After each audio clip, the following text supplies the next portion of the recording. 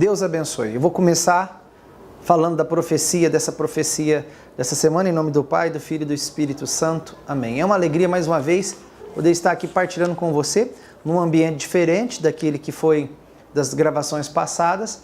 E hoje eu vou começar, então, o 29º domingo do tempo comum, de 19 de outubro desse ano A. Então é uma alegria muito grande poder assim partilhar com vocês essa semana que nós estamos aproximando aí da 30ª semana, que já inaugura o fim do tempo comum, desse tempo que é o ano A. E já prepara para o ano B, tá? Que é 2015, que vai ser, a igreja vai proclamar o ano B e todas as leituras correspondentes. Nessa semana, o 29º domingo do tempo comum, nós vamos refletir sobre a teologia do resultado. É estranho, né? Resultado, mas na Bíblia, na salvação, na teologia, na espiritualidade cristã, Deus exige resultados nossos, sim. Aliás, a nossa vida inteira, ela é uma busca de resultado. Aliás, a pessoa que se adoece psicologicamente, significa que essa pessoa ela não perdeu a esperança de buscar resultados, perdeu as forças, ela perdeu toda aquela essência que lhe faz ter um sentido à vida para buscar um resultado. A dona de casa que está trabalhando nesse momento, que está varrendo a sua casa, tudo, o ser humano, então ele almeja algum resultado, seja pequeno, seja um resultado grande, apesar que todos os resultados, inclusive os pequenos resultados também, ela tem uma influência muito grande na nossa vida. Você imagina você, trabalhador, chegar na tua casa e tua casa está toda desarrumada, toda bagunçada, a gente até adoece, interiormente falando, de um lar assim todo bagunçado. Então aquela pessoa que trabalha na sua casa, seja uma pessoa que você contrata para trabalhar, seja a sua esposa, o seu esposo, seja quem for, ele cria um resultado até gostoso dentro de casa por causa da limpeza. E também em Deus é assim. O nosso resultado é buscar, é claro que a salvação já foi conquistada, mas é buscar a salvação. Buscar pela fé em Jesus Cristo. Esse é o ponto principal. E essa fé pede para nós muitos resultados aqui na terra. O resultado do amor, do perdão e tudo mais. Então, a maioria dos domingos de outubro, né, eu observei que é uma busca de resultado. E nós vamos ver claramente nesse 29º domingo do tempo comum. Eu sempre começo pelo Evangelho. O Evangelho é Mateus 22, versículo de 15 a 21. Um detalhe aqui, muito simples. Você observa que muitos domingos, quase todos os domingos desse tempo comum de 2014, a gente está refletindo, a igreja coloca como Evangelho o Evangelho de Mateus. Salvo as solenidades, as festas que entram aí no meio do tempo comum. Por quê? Porque o Evangelho de Mateus é o Evangelho de destaque do ano A. É um evangelho de estudo. A igreja, então, a cada ano A, B e C, ela destaca um evangelho para ser uma referência de estudo. Então, Mateus 22, versículo de 15 a 21, fala assim, os fariseus fizeram um plano para apanhar Jesus em uma palavra. É uma passagem famosa. Então, mandaram os seus discípulos, junto com alguns do partido de Herodes, para dizerem a Jesus: Mestre, sabemos que és verdadeiro e que de fato ensinas o caminho de Deus. Não te deixas influenciar pela opinião dos outros, pois não julgas um homem pelas aparências. Essa frase aqui, esse versículo aqui, ela é muito contundente, muito real para nós hoje, que nós estamos à beira das eleições, né? 17. Dize-nos, pois, o que pensas? É lícito ou não pagar imposto a César? Jesus percebeu a maldade deles e disse: Hipócritas, por que me preparais uma armadilha? Mostrai-me a moeda do imposto. Trouxeram-lhe então a moeda e Jesus disse: De quem é a figura e inscrição desta moeda? Eles responderam: De César. Jesus então lhes disse: Dai, pois, a César o que é de César e a Deus o que é de Deus. Se fosse talvez um revolucionário, se Jesus fosse um revolucionário desequilibrado, um revolucionário talvez utópico aí, tantos outros adjetivos que pode ser colocado aí, de um revolucionário completamente fora de órbita. Ele ia pegar a moeda de César e ia pedir para jogar fora ou roubar a moeda de César para dar aos pobres. Mas Jesus disse muito claro. Jesus, então, ele respira o Espírito Santo. E quando, dentro de uma sabedoria imensa, dê a César o que é de César e a Deus o que é de Deus. A primeira leitura, que tem uma conexão muito linda com o Evangelho, ela está em Isaías 45, versículo 1, depois o versículo 4 ao versículo 6. Então, Isaías 45, 1, de 4 a 6. Diz assim: isto diz o Senhor sobre Ciro, seu ungido.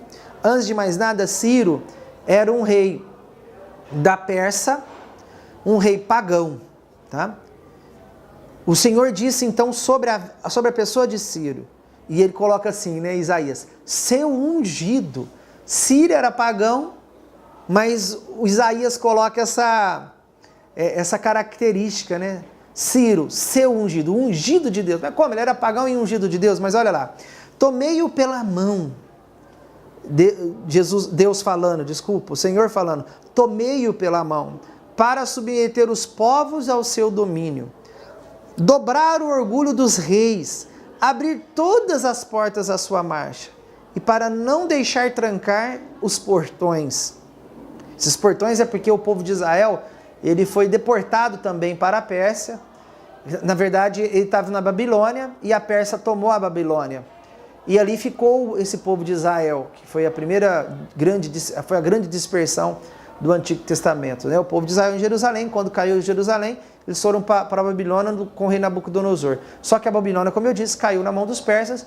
E aqui está falando, né? E Deus ungiu tanto Ciro que disse no coração do Ciro, libertai o meu povo, né? Então ele fala assim, ó, para não deixar trancar os portões da Pérsia. Quer dizer, abre os portões da Pérsia e deixa esse povo de Israel voltar para Jerusalém. Por causa do meu servo Jacó e de meu eleito Israel, chamei-te pelo nome, e dizendo, né, de Ciro, reservei-te e não me reconheceste. Eu sou o Senhor, não existe outro. Fora de mim não há Deus. Armei-te guerreiro. Vou repetir aqui que eu dei uma engasgada aqui. Armei-te guerreiro, sem me reconheceres. Deus foi maravilhoso, né? Deus pega Ciro, pagão, como eu disse, que não conhecia Deus. Ele não tinha cultura religiosa. Só que ele ungiu, armou ele como guerreiro, sem que ele conhecesse a Deus. Olha como que Deus ele age no pagão, né? Para que todos saibam do Oriente ao Ocidente, ou seja, todo mundo, que fora de mim outro não existe, não há Deus fora do Senhor. Eu sou o Senhor, não há outro. Ele repete, né? Eu sou o Senhor, não há outro. Isso aqui eu vou usar depois explicando a profecia. O Salmo responsorial, então, é um Salmo 95. A resposta é, ó família das nações, dai ao Senhor poder e glória. E ele vai dizendo dos Salmos. E aí eu quero já entrar na segunda leitura, que eu sempre digo que a segunda leitura ela é a prática do Evangelho em conexão com a primeira. Segunda leitura é a primeira carta aos Tessalonicenses, escrita por Paulo, capítulo 1, versículo de 1 a 5. 1 Tessalonicenses 1, de 1 a 5. Paulo, Silvano e Timóteo, a igreja dos Tessalonicenses, ele está escrevendo para a igreja dos Tessalonicenses, reunida em Deus Pai e no Senhor Jesus Cristo. A vós graça e paz. Damos graças a Deus por todos vós, lembrando-vos sempre em nossas orações. Diante de Deus, nosso Pai, recordamos sem cessar a atuação da vossa fé, o esforço da vossa caridade e a firmeza da vossa esperança em nosso Senhor Jesus Cristo. Sabemos, irmãos amados por Deus, que sois do número dos escolhidos, porque o nosso evangelho não chegou até vós somente por meio de palavras, mas também mediante a força que é o Espírito Santo. E isso com toda abundância. Olha que maravilha, né? Paulo dizendo, o evangelho não chega por meio de palavras, apesar que Deus usa as palavras, mas pela força abundante do Espírito. O que é a profecia desse domingo, desse 29º? É a profecia do resultado. Deus quer um resultado. Deus busca um resultado. O resultado é você. É você para Deus. Por quê? Porque Deus ali, Jesus Cristo ali no Evangelho, como Deus, ele dizia assim que nós temos que saber, o cristão é aquele que tem que olhar para a moeda de César e ver que a moeda é de César. E olhar para si mesmo e ver que a moeda de Deus é você, é o homem. Dê a César o que é de César e a Deus o que é de Deus. O que é de Deus? O homem. Deus é interessante. No meio daquela nação pagã da Pérsia, ele pega Ciro, o rei da Pérsia. Ele toma Ciro. Por quê? Porque todo ser humano é de Deus, é a moeda, entre aspas, de Deus. A gente está num mundo, mas muito confuso. Confuso por quê? Porque o mundo quer banir as diferenças. A sociedade, a política hoje, está em muitos movimentos que quer banir as diferenças. As diferenças sempre vão existir, nós temos que banir o preconceito. E Jesus estava dizendo assim, olha, a moeda de César é uma moeda. O que é de Deus é de Deus. Então, aquele que é convertido, aquele que está sob a ação do Espírito Santo, e aí está o Evangelho, a segunda leitura fala dessa força do Espírito Santo, é muito importante porque é o Espírito Santo que vai dar a visão de Cristo em nós, o sentimento de Cristo, para você entender que no mundo existe diferença, e com as diferenças nós temos que vencer os preconceitos. A primeira grande diferença, você não é moeda, você é gente, você é ser humano. Então, por isso que você não pode ser vendido, você não pode ser trocado, você não pode deixar ser abusado. Você é mais do ser do que do ter, porque do ter é uma filosofia para a moeda, para o material. Você é ser, porque você é gente, porque você é ser humano. Então, o resultado que Jesus Cristo quer de você neste domingo, neste 29º domingo do tempo comum, é o resultado de se entregar a Deus, de dar a Deus aquilo que é de Deus, que é você. Portanto, você tem que entender que o mundo, a televisão, né, as novelas e toda a mídia, ela vai incutindo algo, sobretudo nos jovens, que tudo está misturado. Que tudo, misturado estamos, mas que tudo é igual, que tudo é semelhante. E não é. É muito fácil, por exemplo, não ter preconceito, lutar contra o preconceito, quando todas as raças se igualarem. Não vai existir preconceito. Agora, a nossa luta para amar o diferente, aí que consiste o amor. O amor só consiste, a reconciliação só consiste, a luta pelo preconceito dentro de nós só consiste quando alguém é diferente. O negro é negro, o branco é branco. O negro nunca vai ser branco e vice-versa.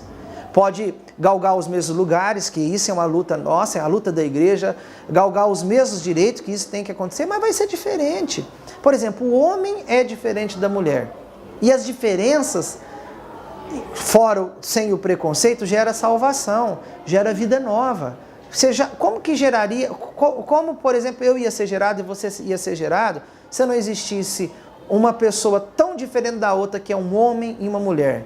Diferente psicologicamente, diferente nos afetos, diferente, sobretudo, fisicamente falando, entendeu?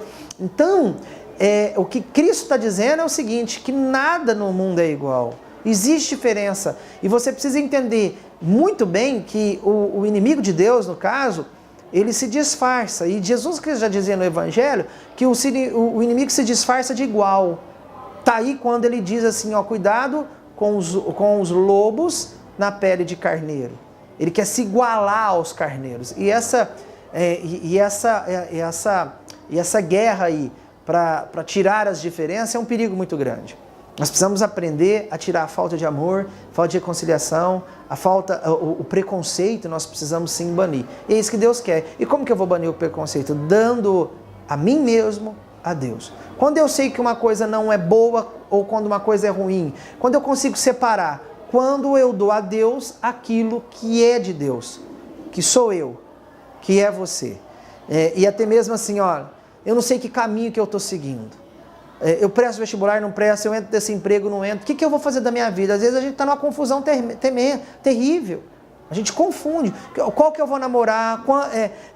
Como que eu vou casar? Quando eu vou casar? Isso se mistura. A própria vida também faz essas misturas para nós que a gente fica confuso. Uma dica desse evangelho. Dá a Deus o que é de Deus. Depois que você dar a moeda de Deus, que é você, para Deus, as moedas de César vão aparecer bem claro na sua vida. Os caminhos vão ser bem claros. O discernimento vai vir muito rápido. Esse é o resultado desse 29º domingo, tempo comum. Deus te abençoe.